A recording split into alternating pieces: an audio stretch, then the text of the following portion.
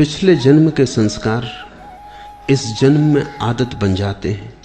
इस जन्म की आदतें अगले जन्म में फिर संस्कार बन जाएंगी। फिर अंत कहाँ है? अंत है इस बात में, इस सत्य को जान लेने में कि तुम संस्कार नहीं हो, तुम आदत नहीं हो। अंत है इस सत्य के प्रति जाग जाने में कि तुम पृथक हो। अंत है होश में, अंत है साक्षी भाव में। निश्चित ही तुमने कल भी क्रोध किया था, परसों भी क्रोध किया था, आदत बन गई। आज किसी ने जरा सा उकसा दिया, अंगारा तो था ही भीतर, रोज रोज संभाला था, हो गए। राख भी जमी थी तो बस ऊपर जरा सी परत थी, किसी ने फूंक मार दी, परत झड़ गई, अंगारा बाहर आ गया, तुम क्रोध से भर गए। आज तुम क्रोध करोगे, कल के लिए फिर और तैयारी हो गई। ऐसे रोज रोज तुम अभ्यास बनाते जाओगे, संस्कार गहन होता जाएगा। और जितना संस्कार गहन हो जाएगा उतने ही तुम यंत्रवत हो जाओगे। कोई भी तुम्हारी बटन दबा दे तो क्रोध करवा दे, कोई भी तुम्हारी बटन दबा दे तो तुम प्रसन्न हो जाओ। कोई भी झुक के नमस्कार कर ले, तुम्हारी प्रशंसा कर दे तो तुम गदगद। कोई जरा गाली दे दे तो तुम जार जार। तुम यंत्रवत हो जाओगे और बटने लोगों को पता हो जाती। सबको पता है एक दूसरे की बटने, कहां से दबा दो कि सब ठीक हो जाता है, कहां से दबा दो कि सब गड़बड़ हो जाता है। तुम मशीन हो क्या या मनुष्य हो? मनुष्य होने का इतना ही अर्थ है कि कोई तुम्हारी क्रोध की बटन दबाए चला जाए, लेकिन तुम कहते हो नहीं करना, तो बटन दबती रहती। वो आदमी थक जाता, लेकिन तुम क्रोध नहीं करते। तुम कहते हो मैं अपना मालिक हूं, जब करना चाहूंगा करूंगा, जब न करना चाहूंगा नहीं करूंगा। प्रतिक्रिया और क्रिया में यही फर्क है। प्रतिक्रिया में दूसरा मालिक है, तुम नहीं, और क्रिया में तुम मालिक हो, दूसरा नहीं। और बड़े मजे की बात है, प्रतिक्रिया बांधती है, क्रिया मुक्त करती है। जो अपने कर्म का मालिक है उसके कर्म का कोई संस्कार नहीं बनता, और जो अपने कर्म का मालिक नहीं है, जो प्रतिकर्म करता है, रिएक्ट होता है सिर्फ, उस आदमी के जीवन में बंधन बनते चले जाते हैं। रोज रोज जाल मजबूत होता चला जाता है। आखिर में तुम पाते हो तुम तो बचे ही नहीं, आदतों का एक ढेर, मुर्दा ढेर, जिसमें से जीवन कभी का उड़ चुका। पक्षी तो जा चुका है जीवन का बहुत पहले, कटघरा छूट गया है, पिंजड़ा छूट गया है। जागो इसके पहले कि देर हो जाए, और आदतों से मुक्त होना शुरू करो। मैं तुमसे ये नहीं कह रहा कि बुरी आदतों से मुक्त हो जाओ और भली आदतें बना लो। तुम्हारे महात्मागण तुमसे यही कह रहे हैं। वो तुमसे कहते हैं बुरी आदतें छोड़ो, अच्छी बनाओ। मैं तुमसे कहता हूं आदत छोड़ो। बुरी और अच्छी आदत से कोई फर्क नहीं पड़ता। लोहे का हो पिंजड़ा की सोने का, क्या फर्क पड़ता है? एक आदमी को सिगरेट पीने की आदत है, सारी दुनिया बुरी कहती। दूसरे को माला फेरने की आदत है, सारी दुनिया अच्छा कहती। जो सिगरेट पीता है वो अगर न पिए तो मुसीबत मालूम होती, जो माला फेरता अगर न फेरने दो तो मुसीबत मालूम होती। दोनों गुलाम हैं। एक को उठते ही से सिगरेट चाहिए, दूसरे को उठते ही से माला चाहिए। माला वाले को माला न मिले तो माला की तलफ लगती, सिगरेट वाले को सिगरेट न मिले तो सिगरेट की तलफ लगती। ऐसे बुनियाद में बहुत फासला नहीं है। सिगरेट भी एक तरह का माला फेरना है। धुआं भीतर ले गए बाहर ले गए, भीतर ले गए बाहर ले, मन के फिरा रहे हैं बाहर भीतर। धुएं की माला है, जरा सूक्ष्म है। कोई अपना कंकड़ पत्थर की फेर रहा है, जरा स्थूल है। असली सवाल आदत से मुक्त होने का है। मैं ये नहीं कह रहा हूं कि माला मत फेरो, मैं ये भी नहीं कह रहा हूं कि सिगरेट पियो। मैं ये कह रहा हूं कि तुम मालिक रहो। कोई आदत ऐसी ना हो जाए कि मालिक बन जाए। कोई आदत, मंदिर जाने की आदत भी मालिक ना हो जाए, ध्यान करने की आदत भी मालिक ना हो जाए। मालिक तुम ही रहो। मालकियत बचा के आदत का उपयोग कर लेना, यही साधना है। मालकियत खो दी और आदत सवार हो गई तो तुम यंत्रवत हो गए, तब तुम्हारा जीवन मूर्छित है। ऐसे लोग हैं जो मेरे पास आके कहते हैं कि अगर पूजा ना करें रोज तो बेचैनी लगती। वो सोचते हैं कि बड़ी धार्मिक घटना घट गई उनके जीवन। मैं उनसे पूछता हूं पूजा करने से कुछ आनंद मिलता है? वो कहते हैं आनंद तो कुछ नहीं मिलता, लेकिन ना करें तो बेचैनी लगती। यही तो सिगरेट पीने वाला कहता है। वो कहता है कि उससे पूछो कुछ आनंद मिलता? वो कहता है आनंद क्या रखा है, आनंद तो कुछ नहीं मिलता, कभी कभी खांसी जरूर आती, आनंद तो कुछ भी नहीं मिलता। लेकिन ना पियो तो बेचैनी मालूम होती। इसे तुम थोड़ा सोचो। इसी को मैं यंत्र हो जाना कहता हूं कि जिससे कुछ भी नहीं मिलता है, उससे भी न करने पर बेचैनी मालूम होती।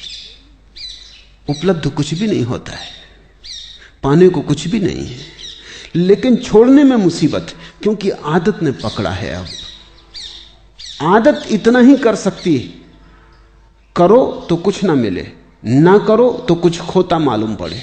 अब ये बड़े मजे की बात है, जिस चीज को करने से कुछ नहीं मिलता उसको ना करने से खोएगा कैसे? कुछ खोता नहीं, सिर्फ पुरानी आदत, पुरानी लकीरों पर न चलने से अड़चन मालूम होती। मैं एक बहुत बड़े वकील को जानता था। उनकी आदत थी कि जब भी वो अदालत में खड़े होते, पैरवी करते, बड़े वकील थे, अंतर्राष्ट्रीय ख्याति के थे, और लंदन और पेकिंग और दिल्ली 3 जगह उनके दफ्तर थे। तो उनकी आदत थी कि वो अपने कोट का बटन घुमाने लगते थे जब अटक जाते। सभी की होती, कोई अपना सिर खुजलाने लगता है, कोई कुछ करने लगता है। उस आदत का भी वैसा ही उपयोग है जैसे बटन दबाने का। तो अगर जब भी उनके विचार उलझ जाते या कोई उत्तर न सूझता तो वो कोट का बटन घुमाने लगते। घुमाने से कुछ मिलता था ये तो पक्का पता नहीं, क्योंकि कोट का बटन घुमाने से क्या मिलेगा। और जिसकी बुद्धि उलझी हुई हो, समझ में ना आ रहा हो, वो कोई कोट के बटन घुमाने से कुछ बात समझ में आ जाएगी। लेकिन विरोधियों को ये बात दिखाई पड़ गई कि वो जब भी उलझ जाते हैं तो बटन घुमाते। एक बड़ा मुकदमा था, एक बड़ी स्टेट का मुकदमा था प्रिवी काउंसिल में, लाखों का मामला था। तो विरोधी वकील ने उनके सोफर को मिला लिया, कुछ पैसे दिए और कहा कि तू इतना करना, उनके कोट के ऊपर का बटन तोड़ देना। तो वो जब अदालत में अपना कोट लेके हाथ में रख के आए तो वो बटन नदारद था। तो उस वक्त उन्होंने देखा भी नहीं, कोट डाल लिया। जब वो पैरवी करने लगे और वक्त आया, हाथ कोट के बटन पर गया, बस सब गड़बड़ हो गया। जैसे मस्तिष्क ने सांस छोड़ दिया, कुछ सूझबूझ ही ना रही, चक्कर सा मालूम हुआ, बैठ गए। पहला मुकदमा हारे वो मुझसे कहते थे कि उस बटन से मुझे मिला तो कभी कुछ नहीं, लेकिन गंवाया मैंने बहुत। उस बटन के घुमाने से कुछ मुझे सूझबूझ आती थी ऐसा भी नहीं था, लेकिन बटन न पाके बस मैं समझ ही ना पाया कि अब क्या करूं। हाथ से जैसे कोई हथियार छूट गया।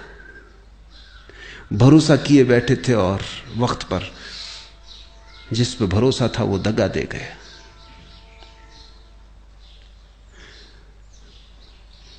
जिनको तुम आदतें कहते हो, बुरी हो या भली, इससे कोई भेद नहीं पड़ता। सब आदतें मालिक हो जाएं तो बुरी हैं, तुम मालिक रहो तो कोई आदत बुरी नहीं। गुलामी बुरी है, मालकियत भली है। मेरी परिभाषा यही है। संस्कार बन रहे हैं प्रतिपल, आदतें निर्मित हो रही हैं। तुम जरा दूर खड़े रहो, तुम अपनी मालकियत मत खो। निश्चित जीवन में आदतों की जरूरत है। अगर आदतें न हो तो जीवन बहुत कठिन हो जाएगा। आदतें जीवन को सुगम बनाती। तुम टाइपिंग सीखते हो या कार चलाना सीखते हो, अगर आदत ना बने और रोज रोज फिर वहीं खड़े हो जाओ जहां पहले दिन खड़े हुए थे, फिर देखने लगो कि अब टाइप करने का फिर मौका आया, फिर सीखो, या कार चलाने का फिर नौबत आ गई, अब फिर से सीखो, तो जिंदगी बहुत असंभव हो जाए। तुम कार चलाना एक बार सीख लेते हो, आदत बन गई, फिर हाथ ही काम किए चले जाते हैं, फिर तुम्हें ध्यान भी देने की जरूरत नहीं होती। ठीक ठीक ड्राइवर गीत भी गुनगुना लेता है, बात भी कर लेता है, रेडियो भी सुन लेता है, और कुछ तो ड्राइवर ऐसे हैं कि झपकी भी ले लेते और गाड़ी चलती रहती। जीवन में आदत की जरूरत है, बस ध्यान इतना ही रखना जरूरी है कि आदत मालिक ना हो जाए। मालिक तुम बने रहो तो संसार में कुछ भी बुरा नहीं, स्वामित्व तुम्हारा हो तो संसार में सभी कुछ अच्छा है। स्वामित्व खो जाए, तुम गुलाम हो जाओ, तो वो गुलामी चाहे कितनी ही कीमती हो खतरनाक है। हीरे जवाहरात लगे हों सींखों पर, जंजीरों पर, तो भी उनको आभूषण मत समझ लेना, वो खतरनाक है, वो महंगा सौदा है। अपने को गंवा के इस जगत में कमाने जैसा कुछ भी नहीं। हाँ, अपने को बचा के जितना खेल खेलना हो खेल ले सकते हो। जब परमात्मा ही लीला कर रहा है तो तुम क्यों परेशान हो? लेकिन परमात्मा मालिक है, और जब तुम भी अपनी आत्माओं संस्कारों के मालिक हो जाओगे तो तुम भी अपने छोटे से संसार में परमात्मा हो जाते हो। बुद्ध ने इसी को होश कहा है कि सब करना लेकिन होश पूर्वक करना। कदम भी उठाना तो होश पूर्वक उठाना, उठना बैठना लेटना होश पूर्वक। कोई भी चीज बेहोशी में मत करना। अगर तुम होश को साधते रहो तो आदत तो बनती रहेगी, आदत का तुम उपयोग करते रहोगे, लेकिन आदत के पीछे होश की धारा भी बह रही है। चैतन्य का दिया भी जल रहा है, वो भी निर्मित हो रहा है, उसकी भी सघनता बढ़ रही, उसका भी प्रकाश गहन होता जा रहा है। जीवन में सिर्फ आदतें ही आदतें रह जाएं तो आत्मा खो जाती है। आदतों के पीछे तुम भी रहो अलग पृथक, और इतनी तुम में मालकियत हो कि किसी आदत को अगर तुम छोड़ना चाहो तो इसी क्षण छोड़ दो, लौट के दोबारा सोचने की जरूरत भी ना पड़े। मैंने सुना है कि जब पहली दफा उत्तर ध्रुव पर यात्री पहुंचे तो वो एक बड़ी मुसीबत में पड़े। 3 महीने का भोजन था, वो चुक गया, और कोई 15-20 दिन उन्हें भूखे उपवास में गुजारने पड़े। कभी मछली पकड़ लेते तो ठीक, कभी ना पकड़ पाते तो मुश्किल। जहाज उलझ गया, बर्फ में फंस गया। लेकिन उन यात्रियों का जो कैप्टन था, उसको सबसे ज्यादा जो मुसीबत आई वो भोजन की नहीं थी। लोग बिना भोजन के रहने को तैयार थे, यात्रियों का दल। सिगरेट की सबसे ज्यादा मुसीबत खड़ी हुई, सिगरेट खत्म हो गई तो लोगों ने जहाज की रस्सियां काट काट के पीना शुरू कर दी।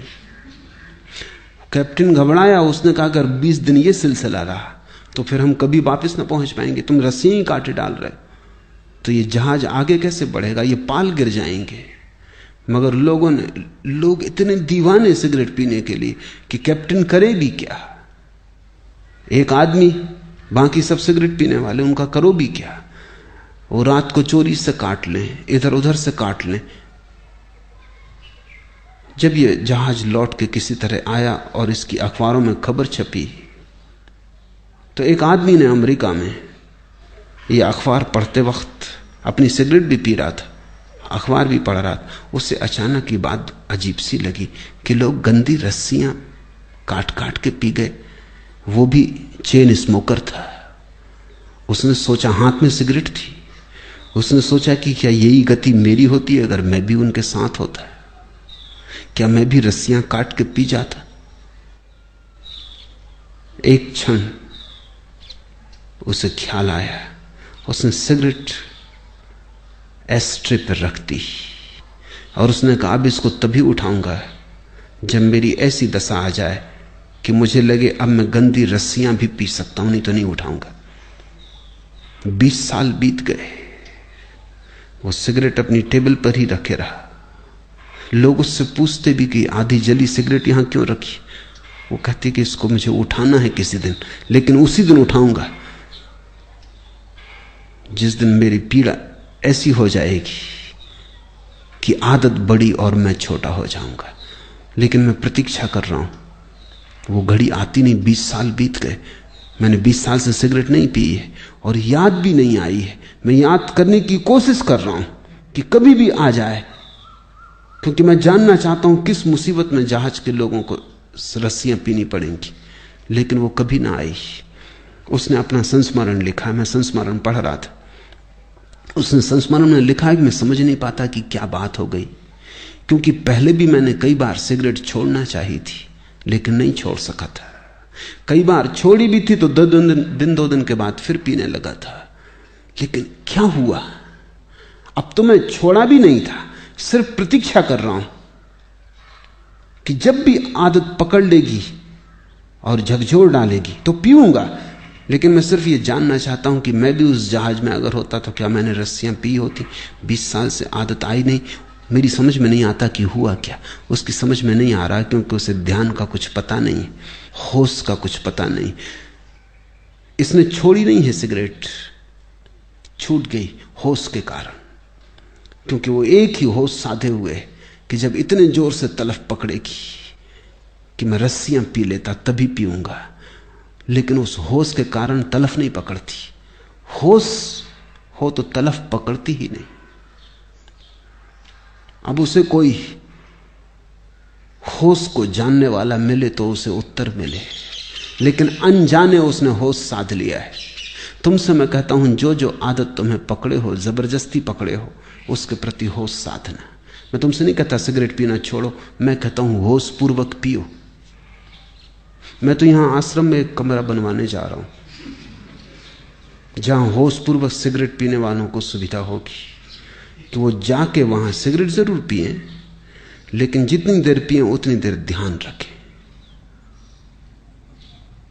एक क्षण को भी बेहोशी में न पिए बस। फिर अगर पीना हो तो मजे से पिए, कोई हर्जा नहीं। लेकिन मैं जानता हूं अगर होश सध जाए तो ऐसी मूढ़ता कौन करेगा। ऐसी मूढ़ता तो बेहोशी में ही होती है। तो मैं तुमसे कुछ भी छोड़ने को नहीं कहता, क्योंकि मैं जानता हूं छोड़ने से कभी कोई छोड़ नहीं पाया। मैं तुमसे केवल होश साधने को कहता हूं, क्योंकि मैं जानता हूं होश साधने से जो भी व्यर्थ है अपने आप छूट जाता है और जो सार्थक है बच रहता है। होश आध्यात्मिक जीवन की आखिरी कीमिया है, अल्केमी है, वो रसायन है। उसके अतिरिक्त सब विस्तार की बातें हैं। आज इतना ही।